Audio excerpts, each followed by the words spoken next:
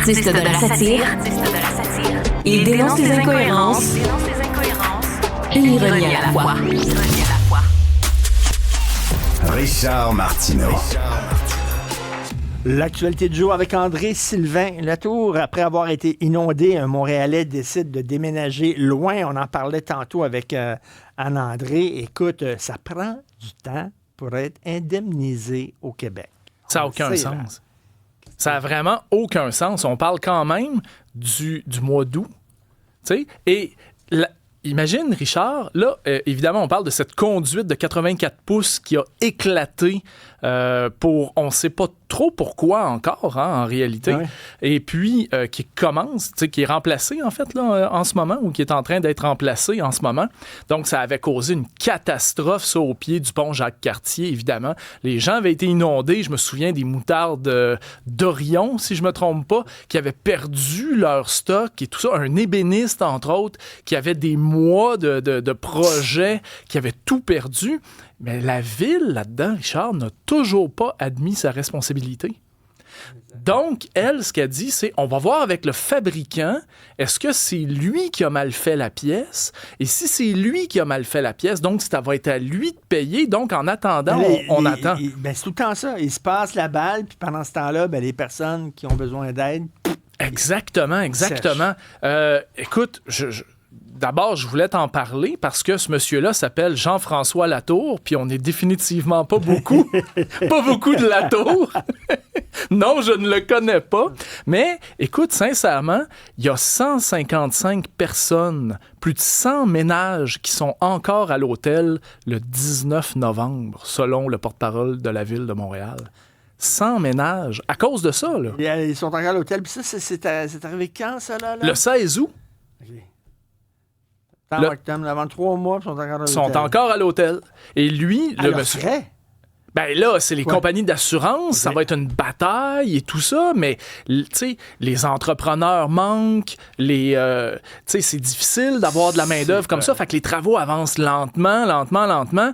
Juste dire à Monsieur Latour, par contre, qu'en Abitibi, en 2023, c'était pas mal les feux de forêt là, qui faisaient rage. Il est passé de l'inondation peut-être au feu. Oui. Une autre victime de fraude amoureuse. On se demande tout le temps, mais tu sais... Comment on peut tomber dans un panneau comme celui-là, Richard? Comment on peut tomber? Puis, tu sais, je veux pas minimiser la détresse de certaines personnes. Tu sais, le monsieur en question, qui est un retraité de la Rive-Sud de Montréal, est en instance de séparation et tout ça. Il est vulnérable. Il est vulnérable. Et il y a des pas fins dans le monde qui profitent de la vulnérabilité des gens. Et ce qui a été le cas entre mai et août 2023. Correspondait, avec... Mais c'est ça, c'est que il voit finalement le portrait Facebook d'une madame, une blonde et tout ça, commence à correspondre. Là, la madame est un peu distante, mais... Tu sais, il insiste un peu. Puis... J'en ai tous les jours. Ouais, c'est ça. J'ai des pétards de même, là, qui veulent être amis avec moi, là. Puis des fois, il y en a qui écrivent, là. Puis bonjour, comment ça va? Puis tout ça. Puis tu dis, mais non, c'est Roger qui est derrière ça, là. Tu sais, c'est un... Dans ce cas-là, il lui a même parlé. Il lui a parlé au téléphone. Okay. Mais entre mai et août 2023, il lui a envoyé 280 000 $. Ah, tabarnouche! Il a perdu sa maison, il a perdu tous ses avoirs. Le monsieur, en ce moment, il est obligé de travailler dans un dépanneur. Des enfants? L'article ne le dit pas parce que l'homme en question n'est pas identifié. OK, parce que s'il y a des enfants, c'est comme une partie de l'héritage qu'il aurait peut-être pu laisser à ses enfants, qui est donné à une pure inconnue. Donc, maintenant, un pur inconnu. Ouais. Donc, là, il est obligé de travailler dans un dépanneur. Il est obligé de travailler dans un dépanneur pour payer la chambre d'hôtel parce que maintenant, il vit dans une chambre d'hôtel. Puis, au bout de la ligne, c'est un dénommé Aboubacar Sidiki Diallo qui est originaire de la Côte d'Ivoire. Qui ressemble pas à toute la fille qui est là. Zéro open bar. Il est lié à la mafia africaine. Puis la mafia africaine, depuis la pandémie, là, ils se font des fesses en or. Je vais le dire comme ça. J'aime bien ça. Des fesses en or. Soyez prudents, s'il vous plaît. Est-ce qu'une influenceuse peut être considérée comme le gourou d'une secte? Est-ce que tu parles de Gwyneth? Non! Non, je parle d'une fille qui s'appelle Ophénia, de son vrai nom Ophélie Vincent, qui a, Si. en France, OK. 800 000 abonnés sur TikTok, autant sur Instagram. Et là, il y a la... Écoute, je vais le lire là, parce que j'ai de la difficulté à le retenir. Mivilude. C'est la mission interministérielle de vigilance et de lutte contre les dérives sectaires en France qui ont porté plainte contre cette influenceuse-là en disant, premièrement, tu prodigues des conseils un peu bizarres à tes abonnés qui sont majoritairement des mineurs. Et? T'as comme des symboles en même temps, tu sais, tu vas leur faire des trucs de groupe et des choses comme ça. J'ai envie de te dire, entre guillemets, un peu comme les bracelets d'amitié de Taylor Swift. Oui. Tu sais, donc, elle leur fait faire des trucs comme ça. Ça pourrait s'apparenter un peu à une secte. Elle coche toutes les cases. Elle coche d'une toutes secte. les cases Mais d'une secte. Si elle est considérée comme un gourou, il y a plein d'autres influenceuses qui pourraient l'être aussi. Ben, c'est là que je veux t'amener, Richard, où ça va s'arrêter Ben oui. à ce moment-là. Tu sais, elle, c'est sûr que c'est une jeune femme, elle s'adresse aux plus jeunes. Tu sais, ma fille en regarde des TikTokeuses comme ça. Tu sais, est-ce que ça veut dire qu'elle lui enverrait son argent Tu sais, ou des choses Gwyneth comme qui ça? dit il faut que tu te fasses stimuler le vagin, puis tout ça, puis il y a plein de gens qui Elle dit ça? embarquent là-dedans. Oui, elle a fait ça souvent. Elle se fait stimuler le vagin, elle dit, c'est extraordinaire. Elle se fait blanchir l'anus, puis tout ça, excusez-moi, là. Mais des trucs comme ça, puis tu sais, c'est une secte. Je m'excuse, Ben, Gwyneth, là, elle parle trop. À un moment donné, c'est ça, tu sais, quand tu suis du monde comme ça, pardon. Est-ce que tu préfères stimuler ou toaster?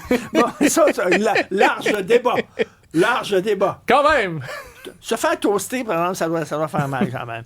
La Corée du Nord qui attaque son voisin du Sud avec des haut-parleurs. Ah, Richard, Quelle toune qu'ils ont mis. quand tu parles d'une guerre sale, là, ça en est un exemple. Dis-moi pas qu'ils ont fait jouer les sœurs Boulay. OK, non. Écoute ça, ce qui se passe.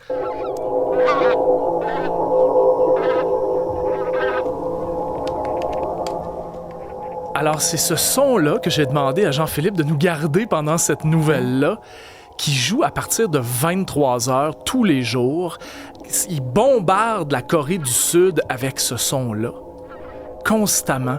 L'agence France Presse s'est rendue sur place à Ganghwa. Là, j'avoue, sincèrement, je voulais laisser ça plus longtemps, mais là, je suis déjà plus capable. Ces gens-là endurent ça des heures et des heures et des heures à tous les jours. Ils ont mesuré, l'agence France Presse, 80 décibels. Ils sont à 2,5 km de la frontière, les haut-parleurs, et ils envoient ça sans arrêt. C'est de la torture mentale. Complètement. Et c'est pour ça que je te parlais de guerre sale, parce que Pyongyang avait déjà envoyé des ballons d'immondices vers le sud. Donc, j'entends par là, l'article dit immondices, j'imagine que ça doit être des excréments et des choses comme ça. Ils ont envoyé ça au sud, fait que le sud a répondu en faisant jouer de la K-pop, qui est de la musique entraînante, et des nouvelles internationales vers la Corée du Nord. Donc là, la Corée du Nord a peur que ses soldats s'en aillent l'autre bord en étant informés un minimum, tu sais, avec la K-pop puis des nouvelles internationales. Tu sais, qu'est-ce qui te donne envie plus que la K-pop de laisser ta famille derrière à un meurtrier sanguinaire? Tu sais, c'est quand même. Je pense qu'ils ont ça, on dit ça en anglais, le way too much free time. Là. Je pense que vraiment, là, ils ont beaucoup de temps libre, ces deux-là. Là. Sauf ces deux pays-là. En attendant, il y a des gens qui souffrent de ça complètement. Ils sont rendus jusqu'au gouvernement de Corée du Sud en pleurs en leur disant, écoutez, déclencher une inondation si vous voulez, mais arrêtez ça. Ça n'a aucun sens. On n'est plus capable de vivre, plus capable de dormir. Puis des maux de tête et ainsi de suite. 80 décibels, Richard. Là, c'est un concert rock sans arrêt. Né filles enregistrées comme garçons. Ça t'intrigue, ça? Hein? Une erreur? Hey, tu le sais. Premièrement, ça c'est au Royaume-Uni que ça s'est passé, OK? Mais tu le sais, t'as 3 enfants. Quand t'es nouvellement parent, t'es fatigué. Oui. T'es épuisé. Et là, tu as un formulaire à remplir qui donne, tu dois donner le nom, tu dois donner toutes les informations pour permettre à l'État civil de dire, bon, mais voici maintenant le petit Richard Martineau. Et tu comprends? Oui.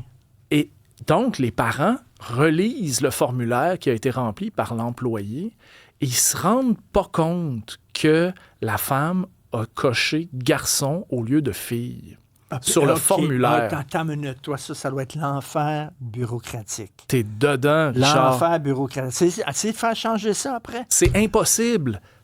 Ah, c'est impossible. La loi au Royaume-Uni interdit la modification de ça.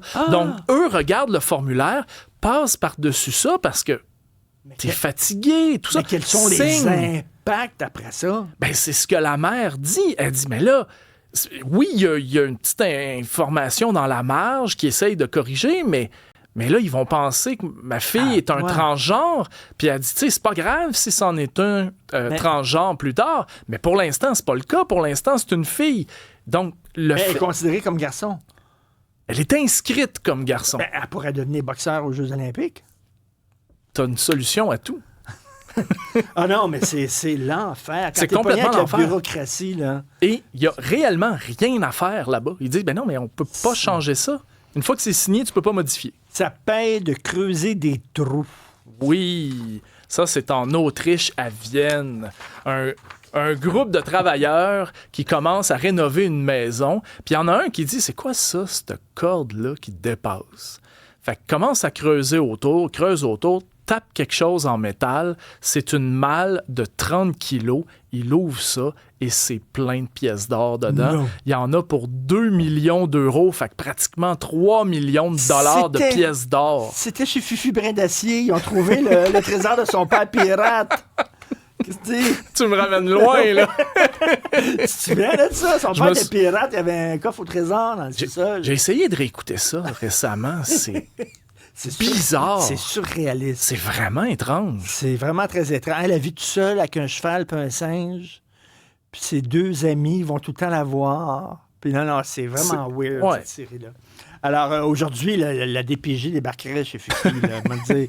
Donc, c'était rempli de pièces d'or. C'était rempli de pièces d'or. Et là-bas, il est obligé de partager son butin moitié-moitié. Donc, la moitié au propriétaire de l'endroit, de la maison, et lui peut garder l'autre moitié. C'est quand même une job payante, là, je te dirais. C'est un sketch de surprise. C'est peut-être la façon dont je te le raconte. Ça n'a pas d'allure. Écoute, l'affaire, quel nom pour la boîte de conserve lunaire canadienne? C'est quoi ça?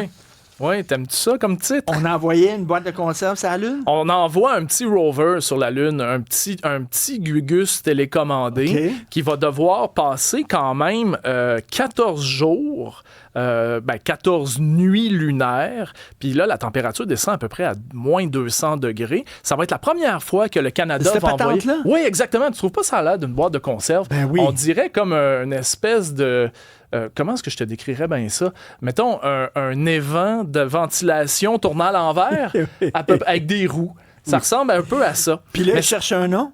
Puis là, il cherche un nom. Fait que l'Agence spatiale canadienne, s'il dit, sais-tu quoi, on va impliquer le monde, c'est quand même la première fois que le Canada va envoyer un engin sur la Lune. Il va être télécommandé de la Terre jusque là-bas, sur place. Donc, c'est quand même un exploit.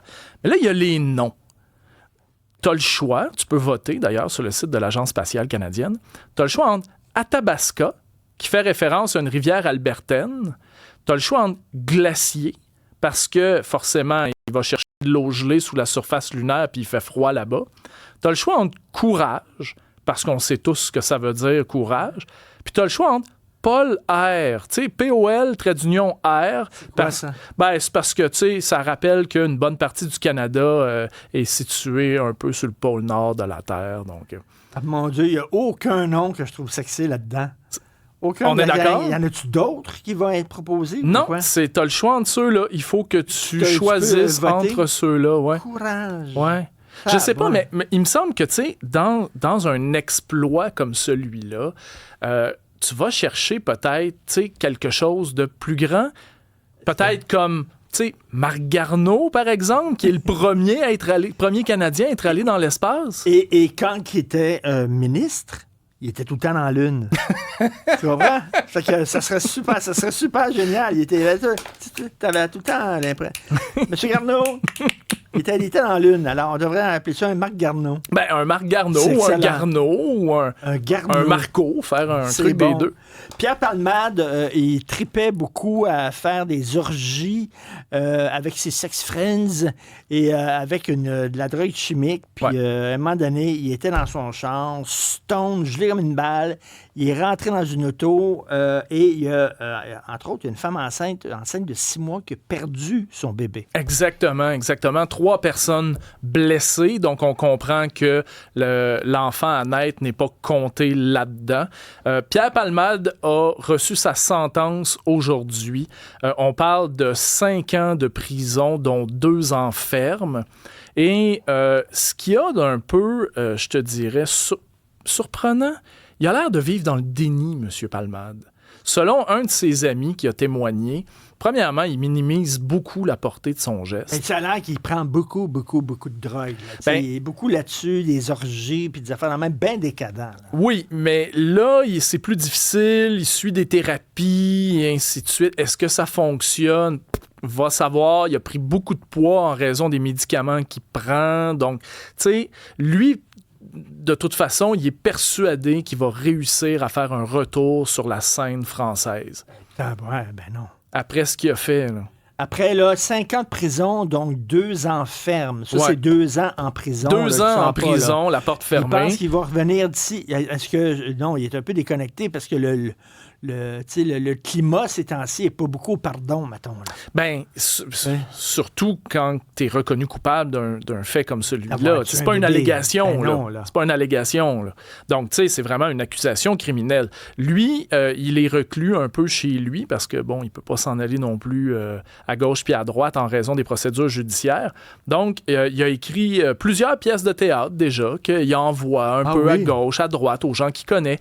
Il reçoit des réponse polie, mais merci pour votre suggestion, mais... Fait que là, il se dit, sais-tu quoi, je vais écrire des sketchs d'humour, puis j'y signerai peut-être pas. Non, et ses pièces vont être montées en prison, je pense, par des autres prisonniers. Ça se peut très bien. Le gars allait dans des orgies décadentes avec la dope, et il était marié avec Véronique Sanson. Véronique Sanson. Je tripe sur Véronique Sanson. Tu es marié avec Véronique Sanson, tu restes à la maison, me semble. C'est correct, là. Mais je pense qu'il jouait dans l'autre équipe. Je pense que c'était un mariage de convenance parce que les orgies qu'il faisait, c'était pas avec des individus qui ressemblaient à Véronique Sanson. Alors, donc, écoute, il y en a un par semaine quasiment, là, un Français qui déconne, puis qui se retrouve... c'est quoi, là? Il y a un comédien aussi là, qui a été condamné récemment, là, justement, là, pour des choses d'agression sexuelle. Merci beaucoup, André-Sylvain Latour, puis va-t'en pas en Abitibi, là. Reste ici avec nous. Merci beaucoup. Merci à l'équipe formidable avec qui j'ai la chance et le privilège de travailler. Alors, Jean-Philippe Leroux à la mise en onde, à la réalisation, à la recherche, le journaliste Max-Émile Sayer, puis il était aussi gardien du temps, à la mise en ligne, Max Lavoie. Passez une excellente soirée. On se reparle demain.